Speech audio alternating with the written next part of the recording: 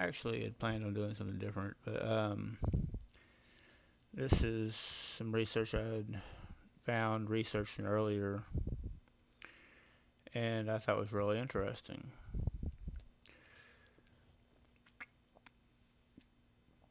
Sorry. Um, Now, Horace Butler had did research a while back saying that Utah was Judah or Judah, and Peru was Jerusalem, which is interesting.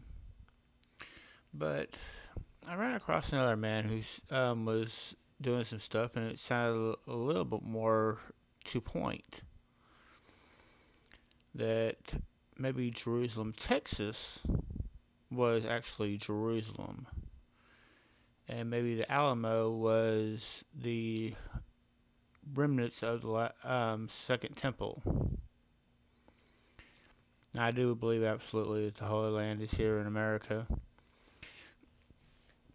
I do believe that Utah is not coincidence, or I do not believe the Mormons named all this stuff just coincidentally on the same thing, in the same way that it looked from the mountain when Moses looked into the Promised Land.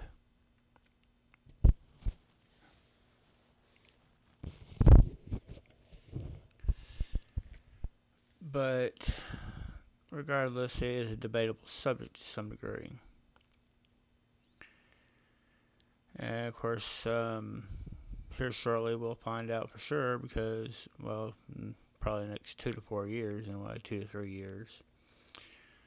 I've been saying it for so long, but another year's gone by. But we will find out here pretty soon exactly what is real. But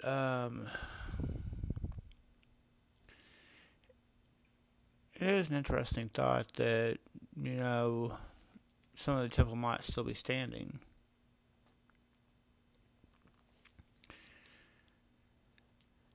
The brother that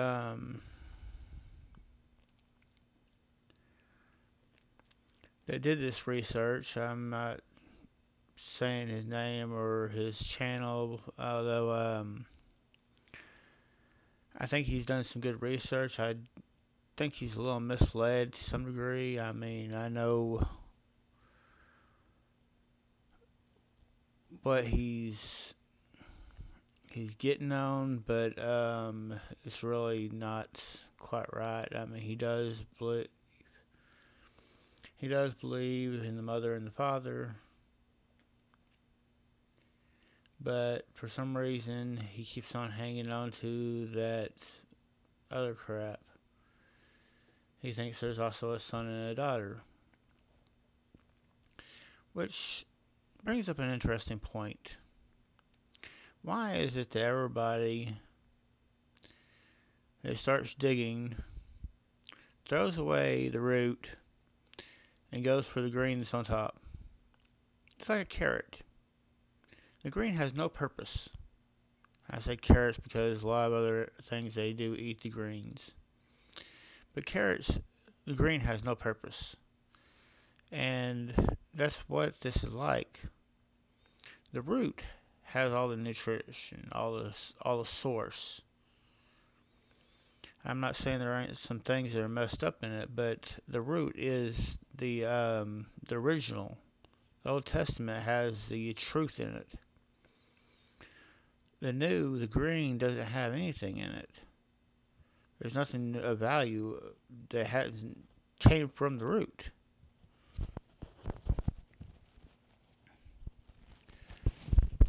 I've heard many people say this, and I agree absolutely.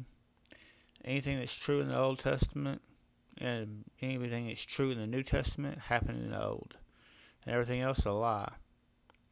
And there's absolutely a different God in the New Testament and the Old Testament. Hawa is the God of the Old Testament. I am. Jesus is the God of the New Testament. and he is not Hawa. He is not part of Hawa. Hawa has 3 letters. HYH.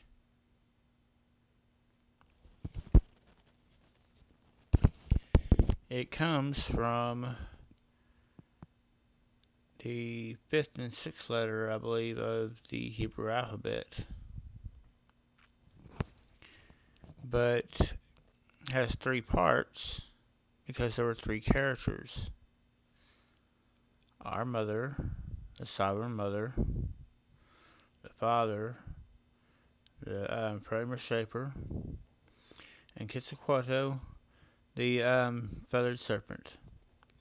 That is the Trinity. And Hawa is playing both parts. Because he wants to know who really loves him. Who's going to follow his commandments no matter how tempting sin is? Are you going to do what he told you to? They told you to. And going through these trials shows that we are truly deserving to be their friends. Even though they are the creators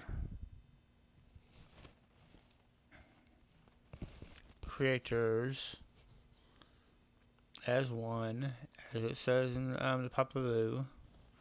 They spoke as one mind, as one thought, as one word, and spoke everything into creation. But there was laws always.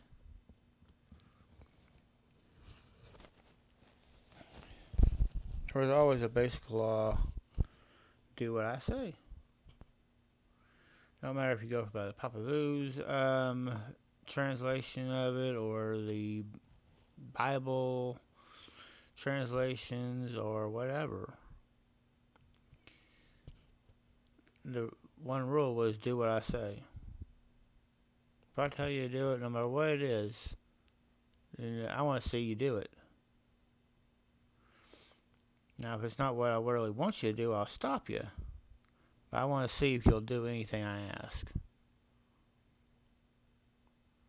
That's what Hawa is wanting from us. I'm trying to bring some clarification to some things that were really messed up. And regardless, people who wrote these books, not the people who originally wrote these books, but the people who translated these books did not have our best intentions in mind.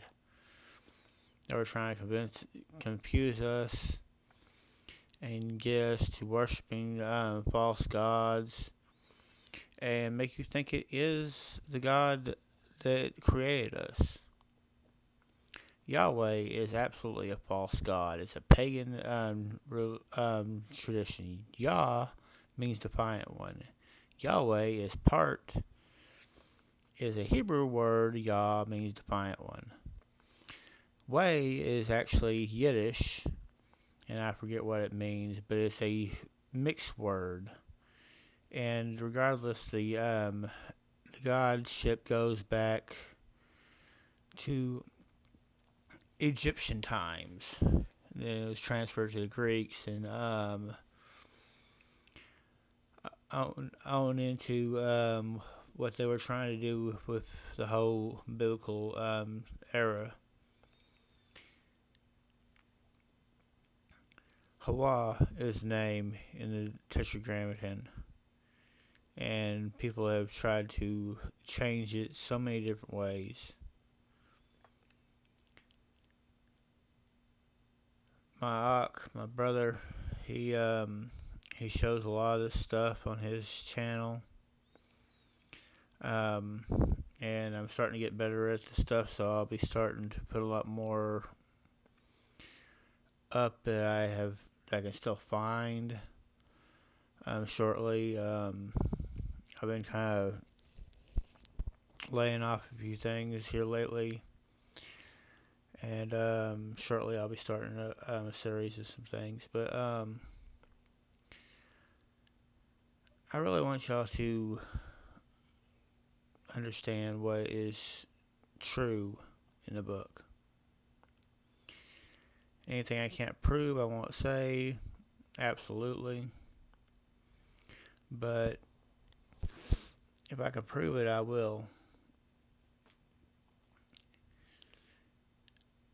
I do think it is an interesting theory that Utah is actually Utah, and Jerusalem, Texas is actually Jerusalem. And we do know, if you study history and stuff, that most of these things over here they didn't actually change the names of. They just claimed it as theirs and said they found it all. But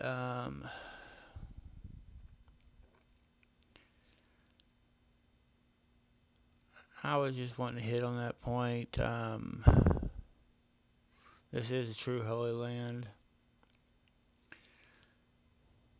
And although I can't absolutely prove that at the moment, it will come to play. If you live long enough, you will find out. And you will see the fountain of youth. It is real. And you will get to see the patron saints, I believe, absolutely. I do believe they're around somewhere.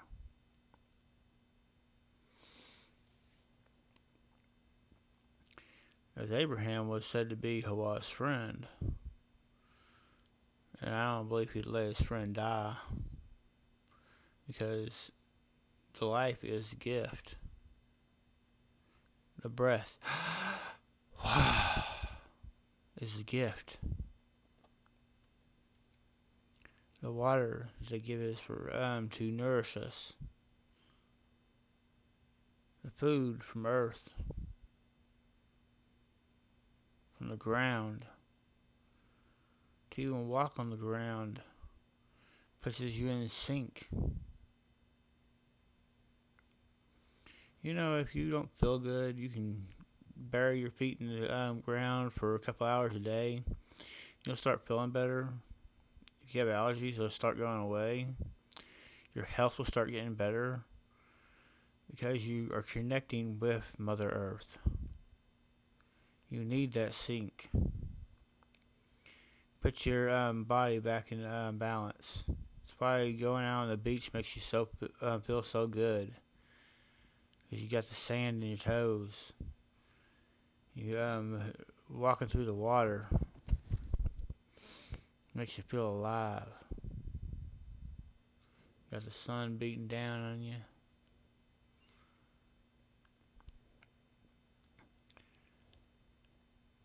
These things are crucial to our lives.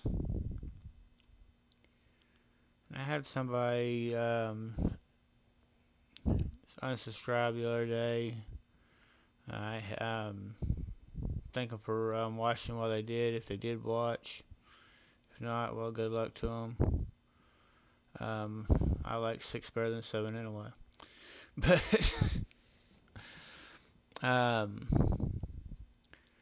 as always, study, learn, pray. Truly talk to Hawa, and they'll guide you. They will give you anything you want. Maybe not the way you want it, but be specific.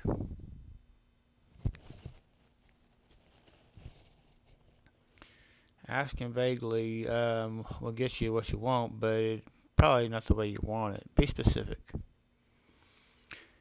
And like I say, pray.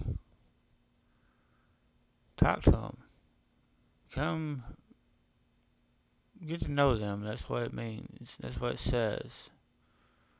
Get to know them like a friend. And as always, hala hawa, and may you be blessed.